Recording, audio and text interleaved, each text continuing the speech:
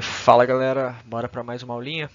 Bem, hoje a gente vai falar dos cordados e aí especificamente dos protocordados, que são basicamente os urocordados e os cefalocordados. Mas o que é um cordado no fim das contas? Bem, os cordados os cordados constituem um filo, né, que é bem diversificado de animais que compartilham algumas características distintas ao longo das suas vidas. E aí, a característica mais marcante de um cordado é a presença da notocorda. Então, a gente vai ver que a notocorda ela vai ser mantida aqui nos cefalocordados, por exemplo. Né? Então, a gente tem um cefalocordado mantendo a notocorda aqui. É uma estrutura também e aí essa estrutura ela é basicamente suporte, né, que vai se estender ao longo do dorso do animal, seja na fase larval dele ou na fase adulta. Então, o cefalocordado vai manter na fase adulta e os urocordados eles vão perder. E a gente tem notocorda? Quando a gente estava estudando lá os sistemas, a gente viu alguma coisa sobre notocorda no nosso sistema esquelético, muscular, qualquer um dos sistemas? Não, né? Então, a gente sabe que os cordados a qual a gente faz parte, que é a parte dos vertebrados, não vão manter a notocorda igual os cefalocordados faz. Então, a gente perde essa notocorda, mas a gente tem ela durante o nosso desenvolvimento embrionário. E bem, os cordados em geral vão ter algumas características em comuns, então vai ter essa cauda pós-anal, então aqui está o ânus e aqui está a cauda. Então, os cordados em geral vão ter essa cauda pós-anal, vai ter essas fendas faríngeas, e aí no caso, né, dos cefalocordados aqui é mais interna. Vai ter o tubo nervoso dorsal, então todos os grupos que a gente viu anteriormente eles têm um tubo nervoso ventral, então o caracol, por exemplo, o nervo deles vai passar aqui na parte do pé. Os insetos vai ter aqui embaixo também um tubo nervoso ventral. Nos cordados não, a gente já tem isso no dorso, nas costas. Né? Então a gente tem nossa medula nas costas, os cefalocordados têm esse tubo nervoso dorsal e por aí vai.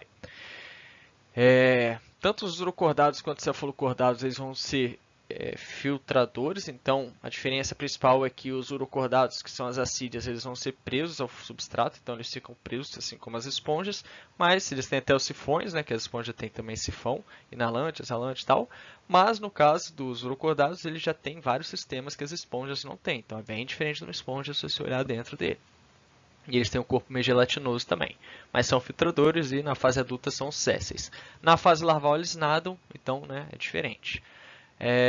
Já os cefalocordados são os ofiosos, eles nadam livremente, mas a maior parte deles vai ficar enterrada na areia com esses cirros aqui, capturando alimentos e digerindo aqui no esôfago, estômago, intestino e por aí vai. Então, são dois animais bem diferentes, né, mas que compõem os protocordados. Lembrando que nenhum deles tem crânio e nenhum deles tem vértebra. Eles vão ter esse tubo nervoso dorsal. No caso do cefalocordado, a notocorda que vai dar essa sustentação, que no nosso caso as vértebras dão. Bem, e aí o que rola é os cefalocordados e os urocordados são mais primitivos em relação a gente é mais derivado, e a gente vai ver que posteriormente surgiram outros grupos. Então a gente tem os agnatos e os gnastomatos. Então a gente tem aqui o que a gente chama de vertebrados, sejam os com mandíbula, os gnatomata, ou sem mandíbula, o agnatos. E a gente vai ver eles mais para frente. Mas agora o que a gente vai estudar são os cefalocordados e os urocordados. E aí aqui a gente já vê que a gente é mais próximo das ascídeas do que dos anfiosos. Então, nosso ancestral mais comum aqui, está aqui. Opa, está aqui, desculpa. Aqui é o ancestral comum dos agnatos com os gnastomatos, os com mandíbula e sem mandíbula. E aqui está o ancestral mais comum às ascídeas e a gente, no geral. E aí os cefalocordados eles já são mais distantes da gente. E aí, bem, os urocordatos, então, eles não têm coluna vertebral, não têm crânio, também não mantêm a notocorda, assim como a gente. E quem vai ser o principal grupo que a gente vai ver são as ascídeas. E aí eles têm essas fendas faríngeas na fase adulta que atuam ali filtrando pequenas partículas. Os cefalocordados eles vão ser os anfiosos, eles vão ter o tubo nervoso dorsal, vão ter a notocorda persistindo na fase adulta, e aí eles têm essas fendas faríngeas também, e tem notocorda, tubo dorsal. Então, existem três características que vão definir o cordado, que é o tubo nervoso dorsal, então a nossa medula nas costas, essas fendas branquiais na faringe, então a gente tem essas fendas ao longo do nosso desenvolvimento embrionário, mas a gente perde, e a cauda pós-anal. Poxa, mas aqui não tem cauda, professor. Sim, mas essa forma da ascídia aqui ela é muito diferente. Então a larva dela tem cauda, mas a fase adulta não, por conta dessas modificações que ela sofre aí, né?